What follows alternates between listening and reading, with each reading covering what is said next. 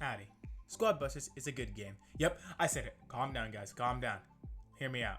It's good. The game came out about a month and a half ago at the time recording this video. And I want to voice my opinion about the game and why it's good. Squad Busters globally released May 29th and had almost 1 million downloads on the first day. Thanks to the hype of Supercell, content creators, and ads for the game. Only for it to have a 2.7 rating in the App Store, which is kinda tragic. A lot of people pass off this game as a pay-to-win and complete luck game, but there's actually a lot of stuff that can go into drafting the optimal squad for winning the match. So hear me out on this. Alright, so at the beginning of each match, you can see what characters you're going to have going to that match. There are 5 roles in the game. Defenders, your tanks. Attackers, your DPS. Healers, your healers. Suppliers, your starters. And your speedsters, your movement. These 5 roles play a big part in how you play the game and how you draft your squad. For example, you can go all in on supplies and speedsters and run around and collect coins and gems all game, or you can do the opposite. You go attackers and defenders and create an unstoppable force and pop other players. Or should I say bust. You can't be too brainless though. There are downsides of doing these things too. For example, say you're in a supplier and a speedster comp. You will basically become a loot pinata. And if anybody has any speedsters, they can keep up or catch you and pop your entire squad without much retaliation. Or say you have defenders and attackers, then you wouldn't have enough speed to catch people and would be very vulnerable to chip damage over time. That's why there's strategy to having a good balance. Having one of each class will go a very long way to get you closer to first place. There are also units that can do multiple things like Mavis. She can supply you with early game coins and gems. With also her second evolution, he can heal you with every carrot plucked. Or Trader, acting as a very good supplier for gems, but also can be a semi-tank for you in the early game if you're lacking one thanks to his very high HP. Or even the Barbarian King, which is defender, but also boosts attack speed of your melee troops. Basically, increasing the overall DPS of your squad. Knowing these things can make this game more fun and strategic.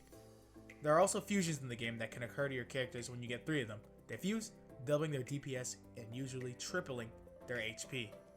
And these fusions can decrease your squad amount, which directly decreases your chest cost. For example, a chest costs 3 coins with 1 troop. A chest can cost 5 coins with 2 troops, then 10 with 3, 20 with 4, and so on. By getting these fusions, you increase your squad cost and gain power, which allows you to naturally get more troops because of the decreased chest cost. So it makes you think whether it'd be worth it to go for a fusion, or say you take the epic character from the chest, but your chest cost goes up. But anyway, on to the next point. As of recording this video, there's only one game mode in the game where you grab gems in a showdown-like fashion, and the person who has the most at the end wins. Now, just because there's only one game mode doesn't mean the game isn't addicting. The one game mode is very good, and there are other appeals too. Busting and building your squad is very satisfying, evolving troop to new evolutions feels very nice too. Not to mention that tons of Supercell characters are here. So if you came from Brawl Stars, there's Jesse and Colt. If you came for Clash Royale, there's Wizard and Hog Rider, and so on. Not to mention the game is so polished, which is a very good aspect because the graphics are amazing and they can keep you hooked. But there's something else I should talk about. Yes, you saw that correctly. I'm saying this game, in the current state, is not completely pay to win. The only pay to win aspects are keys, which I'll get into separately here. But let's talk about the evolving system.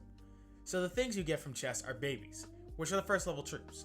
You can get chests from chest tickets every 3 hours or rewards from the past and squad journey. 10 of the babies make it classic, 10 classics make it super, 10 supers make an ultra, and eventually when they release it, 10 ultras will probably make an ultimate. Now yes, that sounds like a lot after knowing you're going to need 10,000 of a troop to fully max it out. Pay to win for sure. Hold the phone right there. Currently in the game, most players don't have ultras. In a few months, everyone will have a maxed out account with all ultras. I know this is true myself because I've been playing since global launch, and I already have 4 super units for Colt and 3 super Barbarian Kings. Now this is way too short to be able to max your account. For example, the estimated time for free to play to fully max out in Brawl Stars is 3 to 6 years, and that's growing too. Clash Royale is a much worse game. I believe it's like 10 plus years, probably like 20 at this point, but you get my point. Even if they added an ultra to the squad buses, say it took 4 months to get a common ultra unit. That would mean it would take 40 months or closer to 4 years to fully max out your common units, which isn't that bad in the grand scheme of things. The problem people have is that it's hard to focus one individual unit or get a few to max level, which is true, which really does separate this game from other games like Brawl Stars. where you can focus a level 1 brawler to get to max level and like immediately once it comes out. But if you really want a troop max that badly in the game, the shop has daily offers where you can hyper focus one troop. I'm currently focusing Barbarian King for a super rage spell, and I'm focusing Bandit 2 for its +2 gems at its ultra level. Speaking of that, most 4-star abilities aren't even that good. A fully maxed out account, apart from the Barbarian King, there are little abilities such as like Battle Healer giving a bit more and opening your chest, Primo healing when doing a flying elbow drop, and chicken spawning hatchlings faster while using the turbo. These things don't make so much of a difference that it's impossible to win. So adding the ultimate tier isn't actually that bad. Now, on to Megas. Please note, everything after this point was made before this new Squad Busters update that removed keys and Megas. Please note that while going into this section, that a lot of this doesn't apply anymore, and you probably just skipped this. Mega Troops are something you can get that is a consumable and are really OP, and you're more likely to get them the lower you are on the leaderboard or how many troops you have. Now what people say is it's pay to win because they're consumables and you just buy the pass to get the OP Megas and get them in your games and blah blah blah. Buy them in the shop, you know. But I don't think you guys understand this. Mega units are a comeback mechanic, meaning if you're about to get busted, you have no chance of winning, then bam, a mega unit can get you back in the game. And last players does not give up once they lost. Say some barbarians, and they have hope to clutch their game with that mega and possibly bring them back to top 5. And don't say megas are pay to win either, because I have 73 free magical Shellys from the end of the gem pass simply by doing my tickets every day, and it's not that hard to get them. Mega units are not hard to come by, and I don't believe they're that bad, unlike something else. Okay, yep, these are bad. There's no way around it. These are just straight up bad. The fact that you can pop 3 fusion keys in a match, which gives a total value of 9 troops, is insane. And something I don't see many people talk about is the rerolls either.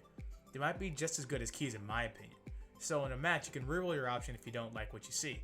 So you say you get 3 options you don't want to see, like a bow, a dynamite, and a mortis.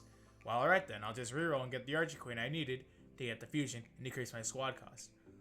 These can allow people to have way more wins because they're able to keep their squad costs low and get more units because of that. While other people have a big and clunky unfused squad with units that can easily get popped because of their small health pools. These two things are very unhealthy for the game, and in my opinion, I think they're not good and are holding the game back from truly being free to play friendly.